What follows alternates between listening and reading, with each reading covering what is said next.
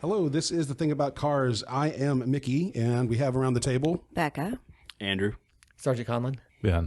And we are recording, as always, in the beautiful city of Atlanta at Strongbox West, over here on the west side of town. I think we have a pretty interesting agenda today.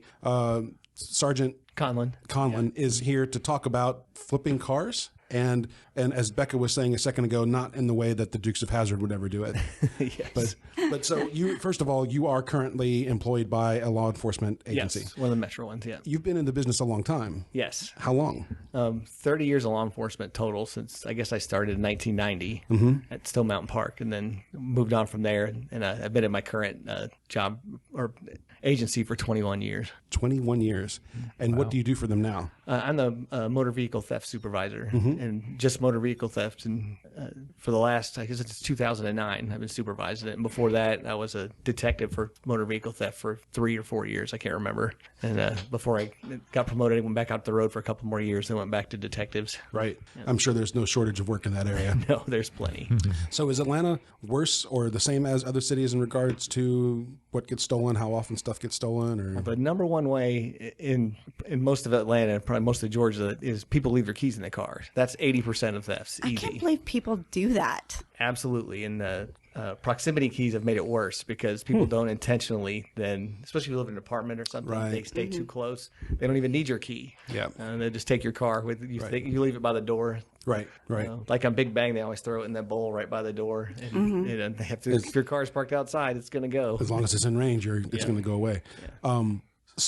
All right. So outside of just simple mistakes, then, we're talking about turning cars into a crime of opportunity, basically. That, and then there's lots of fraud. I would say Atlanta's pretty high up there in fraudulently obtaining cars. Okay. Which is a whole, I could go on for a long time about that too. Yeah. And I would like to talk about that sometime. But today we're going to talk about flipping cars because we touched on that a little in the past. And Georgia apparently has some laws that says a person is allowed to only do a few of those a year or something like that? The Georgia law is it does have a lot of gray areas, and it's very confusing, and especially it's confusing to law enforcement and the officers. We actually, because of all the fraud that goes on now, we go into these a lot as far as car sales, like especially there's over 4,000 auto brokers in Georgia, and to be a broker, basically all those cubicles that were out there, stuff like that, you need that, a phone, and they'll give you a used car dealer. Like there's a bunch of other things you have to do, take a class and things like that. But once you have that, then you get the car dealer license, and you can go to auctions, and they give you dealer plates, and you can issue temporary tags, which is where all the openings for the fraud and everything else comes in. Yep.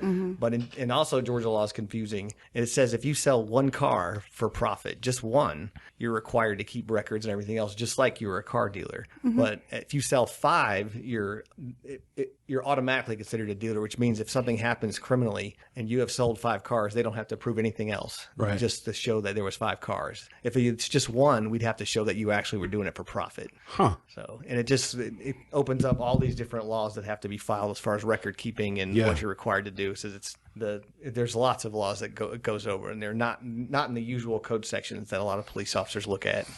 So a guy like me, if I simply bought a car and I drove it around for a few months and I happen to sell it a few months later for a profit, am I in trouble? Well, it depends how you did it initially. The main way to stay out of trouble is if you want to flip a car is just transfer it to your name, pay the tax on it. It's the ad valorem tax. If you transfer the title to your name and title it in your name, then it's your car. That's where the selling of 5 comes in. Because if you title to your name, you're driving around, it's going to be extremely difficult for anybody to prove you did it for profit because you're using it. And then you're done with it and you're going to just get rid of it. So as long as you pay ad valorem on it, it's legit. If you transfer the title to your name and then so it's your car, you're pretty safe because then it's your car, you paid the tax on it. And you can just, if you are going to sell it later, you just build that into your cost, of course. Yeah. So the problem comes in with just the title, basically. Yes. As long as you're bringing them into your name, then it's different. But Correct. if they're not being put into your name, that's where the practice issues. is. You'll see this if you ever buy used cars for anyone. You'll see if you get that title from the guy, and it's like the title will say Mary Smith on it, but you're talking to Tony.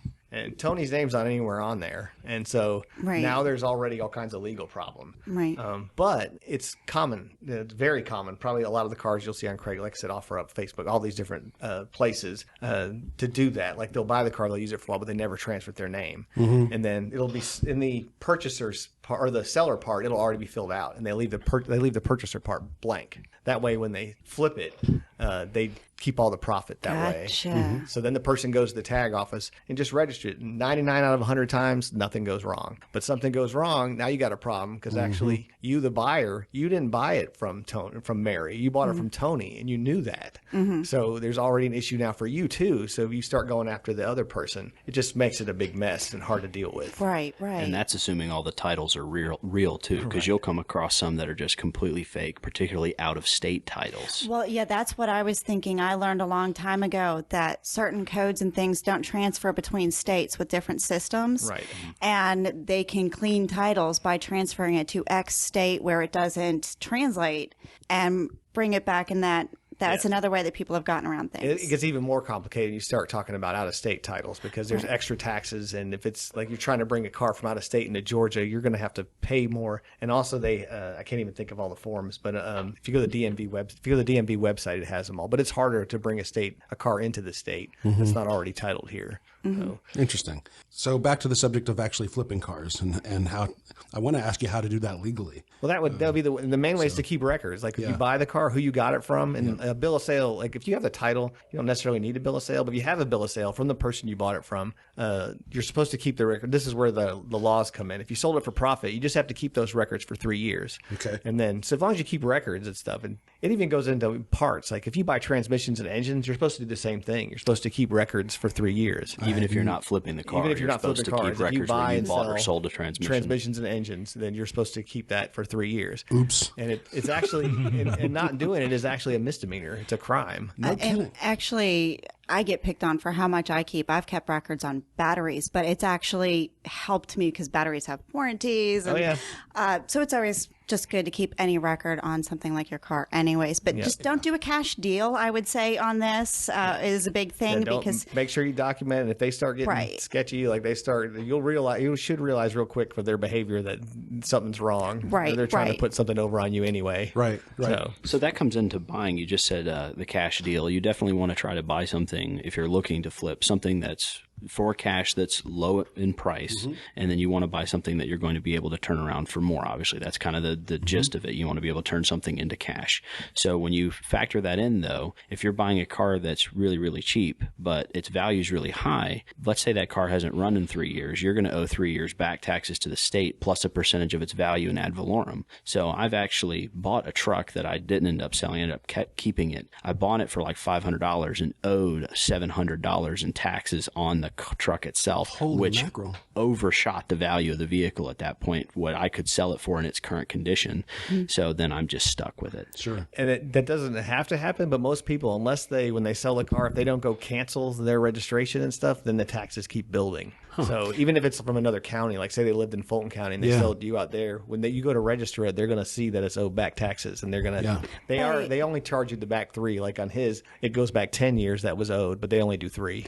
But like on my Pontiac, where all the ad valorem was paid up front, I really just owe them however many years for the tag and and those ones, the newer ones, I don't even think it applies anymore because there is no more ad valorem. But there's just the initial purchase tax, so that person already paid it, and then it's just a licensing fee. It's already been paid, but the car hasn't passed the past 2 emissions, and she's just been sitting there. So if I want to make a living flipping cars, what do I need to do? Well, to find these cars for really cheap, you can, of course, scour Craigslist, but then you're going to run into people who have fake titles or out-of-state titles and things like that. I definitely recommend the wrecker auctions. Cars that are wrecked more than likely were 2 things, running and driving when they were wrecked. So you can find them cheap if bodywork is your forte. If you're looking for something that has mechanical issues, again, the wrecker auctions. If it broke down on the side of the road and they picked it up and somebody couldn't afford to get it out, now it's going to auction, and it might just be a bad fuel pump or somebody ran out of gas. Right. And I have gotten that lucky before. I went there specifically to buy a project for school, and I got a 1993 Ford Explorer that I paid $25 for. Shut the front door. I got home, this thing, they sold, and when you buy it from a wrecker, they give you a court order for the title. So you're going to get a clean title to that car. There's no somebody had a lien on it. There's no it's a fake title. You're getting a court order for that title. So it's a lot safer to do it that way. So with $25, this vehicle only had 79,000 miles on it. The fuel pump had died on it. I put gas in it. I put a windshield in it. Now I had a running, driving, perfectly good car. I would never be that lucky. It just happened that a year, well, less than a year, probably about 8 months later, my friend was looking for a car, and he was also going to school. And I was like, well, I got this 93 Ford that I've just been using in my backyard because it's fun. I remember you mentioning the Explorer. And I ended up selling it for $800. I didn't do anything else to it. So in that regard, you could call that a flip then, because I bought it. I didn't really intend to sell it, but at that point, somebody needed one. I did. I titled it to myself. And of course, being a 93, it doesn't need emissions in the state of Georgia once it's 25 years old, so you get to avoid that problem. Right. And then, of course, selling it for $800, he's not really getting a bad deal either for something with that low mileage. Right. So in that regard, that's a great way to start when you go to these wrecker auctions. I should have got it. And another thing, too, if you go to the wrecker auctions, if they pull for police departments, because all the jurisdictions they sell these cars at auction. If sometimes you can find out from the people that are there, was somebody arrested in this car, and that means it was running and driving when it got stopped, and then they just couldn't afford they couldn't afford the wrecker fees, so they just give it up. Interesting. I won't go into any personal stories, but I know that some that go to auction are flood damage. So look for, I thought for a minute there you were going to say that you had gotten arrested. I don't admit to that. Shh. So when you're talking about flood damage at the wrecker auctions, they liquidate their assets every 90 days. So if there hasn't been a big hurricane or anything here lately, you're pretty safe in that regard. And also when you go to these wrecker auctions, a lot of times they crank them up, they'll move them forward and backwards to prove it goes into gear, and then they try to sell it for more. So you do see that it's running and driving. Yeah, they get more money if it's running. So yeah, but flood damage is not about running or driving. It's what's happening to the electrical system. That's a risk at every auction, or Craigslist or anything. Somebody could have a clean Georgia title, but it was in Texas during that hurricane, and then now you have no idea. They could have just not reported it to Carfax is great for that, but so is Google. We had an incident where some people drove down here from Tennessee to buy I want to say it was a 2015 Camry. I can't remember what year. It was an Accord. Great deal. It was on Facebook. It was on Craigslist from a private seller. I did air quotes. And they said the guy bought the car. He had a title. It wasn't his name, which was a clue. And when he got home, he Googled the VIN. He just Googled it and it said flood car. Oh. And if you check Carfax, it says it on there. And a lot of the titles now from Texas and now they're anywhere the hurricane wiped out, it'll say it. Yes. Because and the way they do it is they rip all the interior out, like strip it down to nothing, and they dry the car out and then put it back together where they get it running. But they didn't even get back to Tennessee, and it started doing weird things with lights and stuff because of the water damage, like what you were talking about. And just see, I've got such a story, and I don't know what kind of time we've got, but so much of this goes into something with a previous car, and what I've learned that just titling, getting information from previous titles has changed a lot now. It used to be that the information on previous titles were more readily available. Now you have to go through all this proof.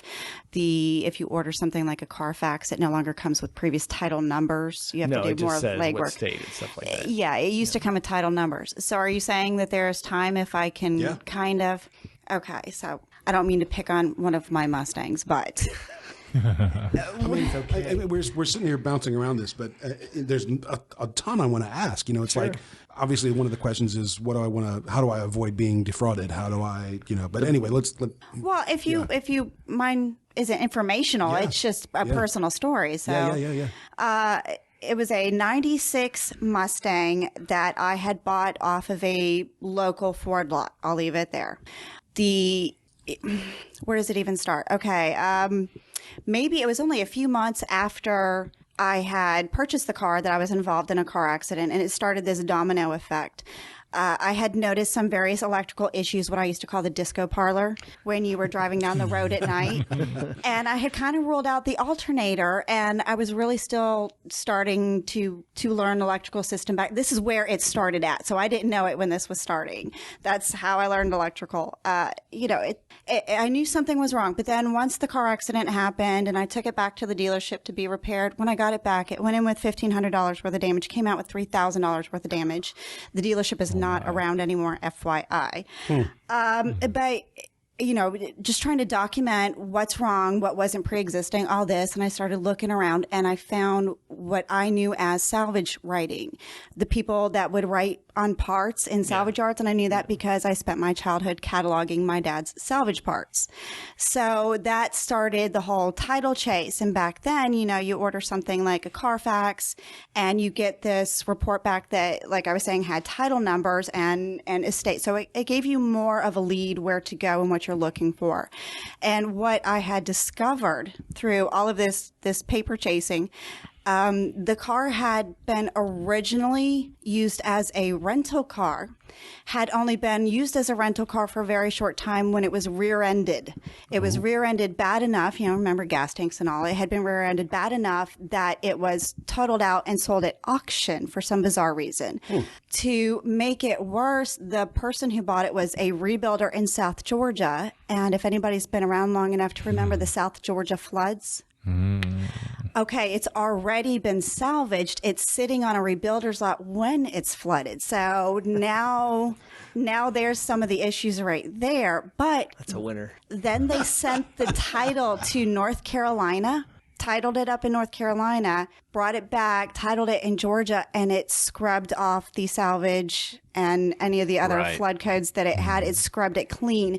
So I think technically the only thing that really showed up on the Carfax was the initial rental car. Yeah, the flood will only show up if it's an insurance claim, and that's how it pops up. But it was... There wasn't one. So, I did eventually find it, and I can't remember exactly how I discovered that there was flood involved. There was some paper trail I was able to find, probably thanks to the rebuilder not being too shady.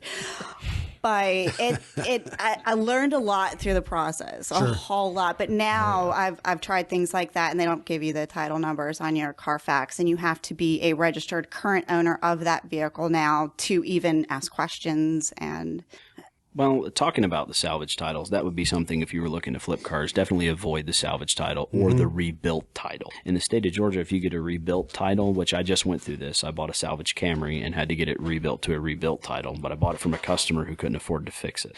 So they were given a Tennessee title when they bought it from somebody, but it was a rebuilt Tennessee title. That holds no value in the state of Georgia. It becomes a salvage title immediately. It's going to be needing an inspection. And on a 92, which hasn't needed emissions in very long, most people do all kinds of fun stuff to just make it keep working instead of fixing it properly. So it took a very long time to untangle that mess. So salvage and rebuilt titles, if you're just getting into flipping cars, avoid them at all costs. Which is not to say that as an average consumer, if I wanted to just buy a car to drive and not worry about, sometimes salvage title is okay. Well, you're going to have a fun time trying to find someone to insure it here in Atlanta, at least. Because if you have a salvage title car, there's a lot of room for people to do insurance fraud. They buy this $1 million car for a low price because it's got a salvage title, and they go crash into a pole and get a $500,000 payout. So the insurance companies are really hesitant to touch you when you have a salvage title car. Now, the 92 Camry, in my example, nobody really cared. I could still get insurance on it, but in order to get it registered and plated in the state of Georgia, it has to at least be a rebuilt title. So salvage title, you can't do anything with here. Okay. See, I did not know that either. I thought there were some limitations, but I didn't realize that insurance was among them. Oh, and the salvage title brought something else up. If you get a car, you're not going to drive it because if you bought it for yourself, it's just going to sit there.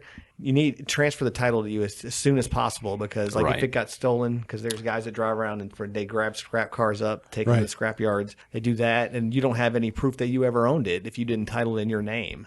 So, because that's what the officers, they come out, they realize well, this doesn't say you own this. Right. And well, also parts cars. If you're buying a car that was wrecked in the back and you just want the engine out of the front, you need to register that car too, because if it's ever stolen out of your property, even though it's wrecked, you still need proof that you owned it. And also when you go to sell the rest of the body or whatever of the car, you're still going to need that title in your name. And you make sure it's fun at the tag office because you have to tell them, I'm not driving this car. Right. It's not going on the road. It doesn't need insurance. The tag office. It's just, I just want the title of my name. So in case anything happens. Well, and I'm thinking of it from the insurance perspective though, because if this is strange, but it happens if you've got a car on your property and somebody trespasses to go over to say steal it or whatever, and they hurt themselves on that car, they can sue you. And if you don't have insurance on it, the weirdest things, I know.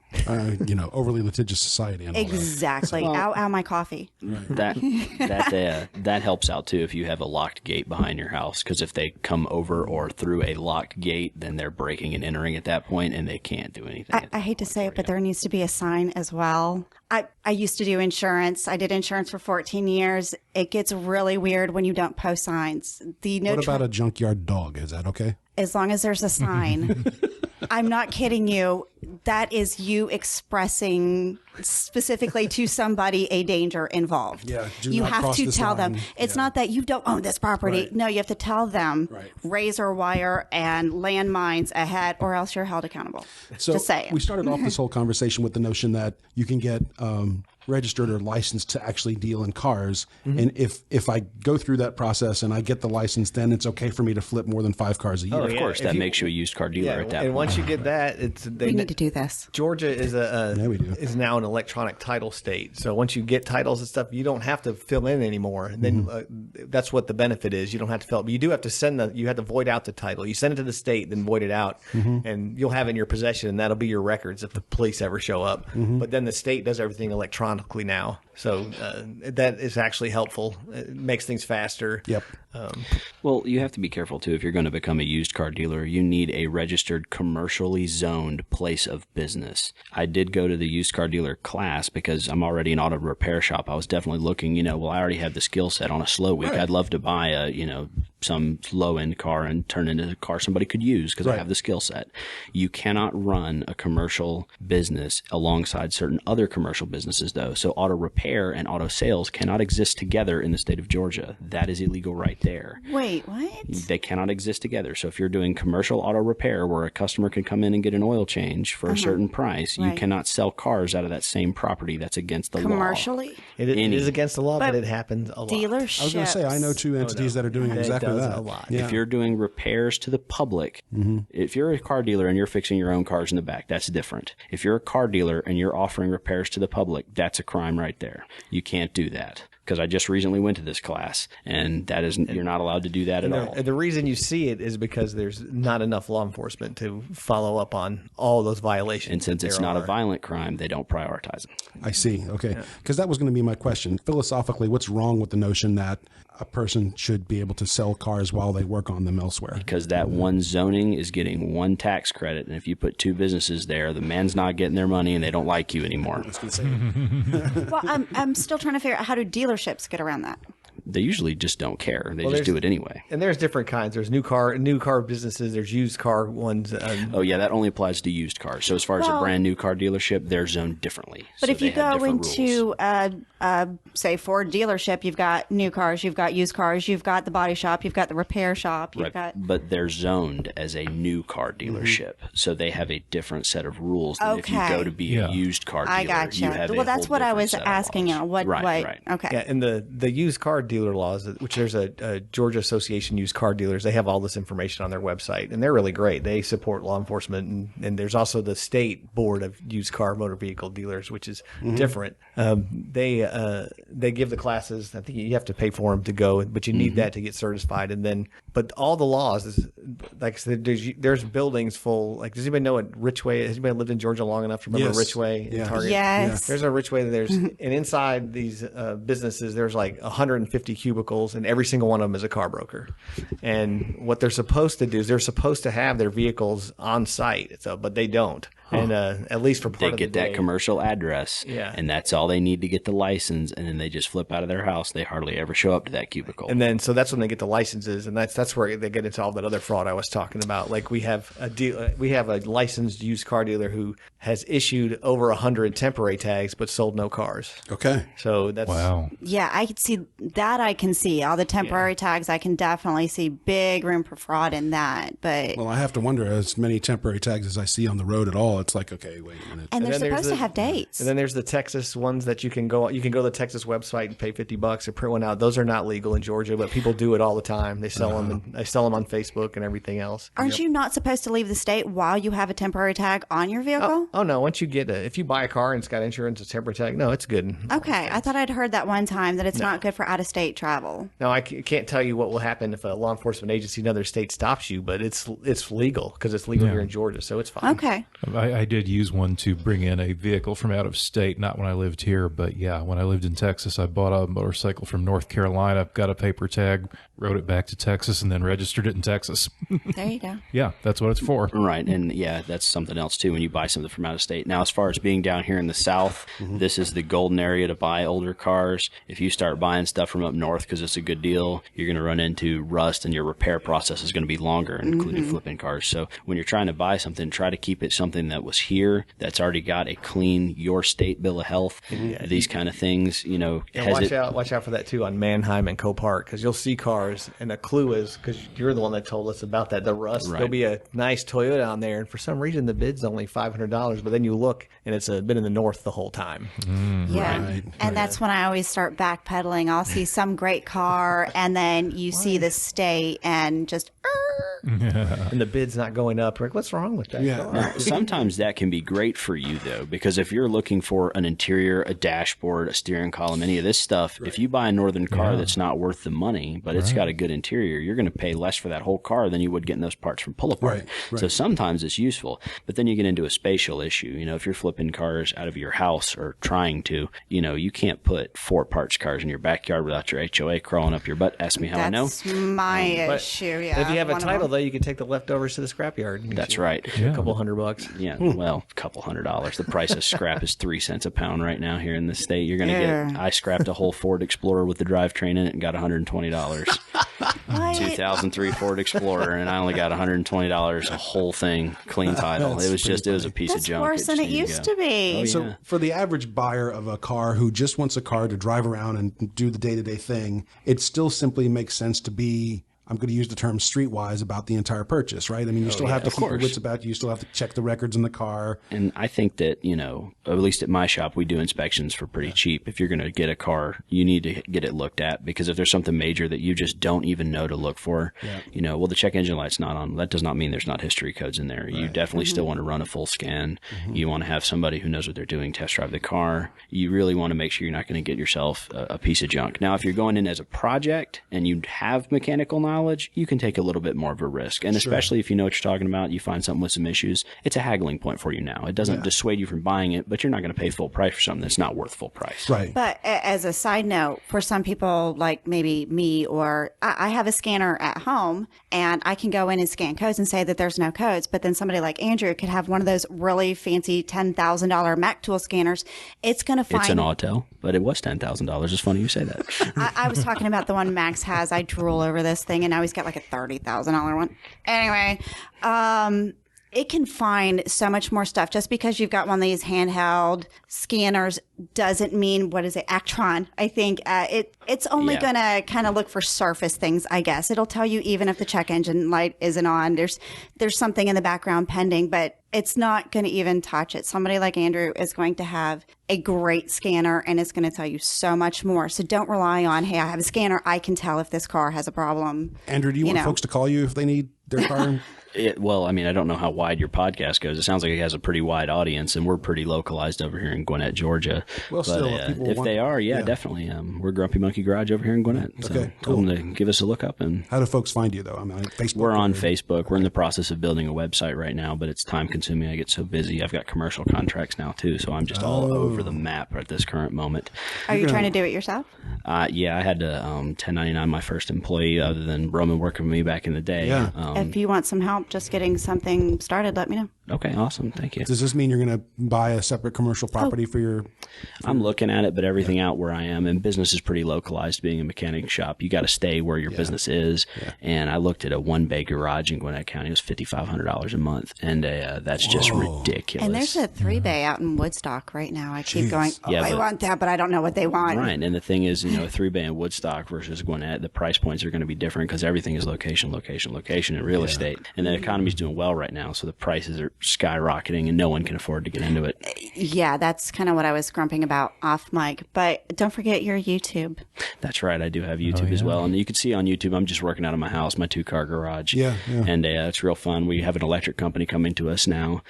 Bucket trucks do not fit in a 2-car garage. Oh, yeah. So the side yard becomes a bucket truck paradise. My neighbors love me. And hence his knowledge of HOA. Well, it's really great preferences. because the neighborhood that I live in, the house was built by my parents before the HOA was there. So everyone else on the block is a member of the HOA except me. That is awesome. So if I want to park in the grass, guess what I'm going to do? High five to your parents, too, for not going, yes, we'd like to join that.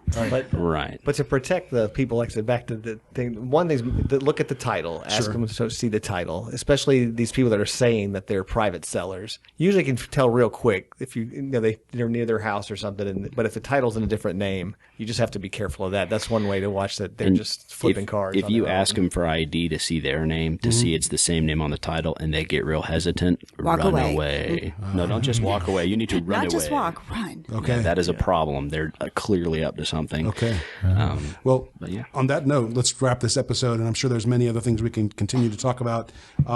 But thank you to the listener for remaining part of the Thing About Cars family. We hope that this knowledge is useful to you, and please let us know. Join us in the conversation that we're having on Facebook, on our Facebook page at The Thing About Cars, or send us text messages. Sorry, not text messages, emails. We're giving out our private number now. Yeah, call me. We'll have a little party at my house.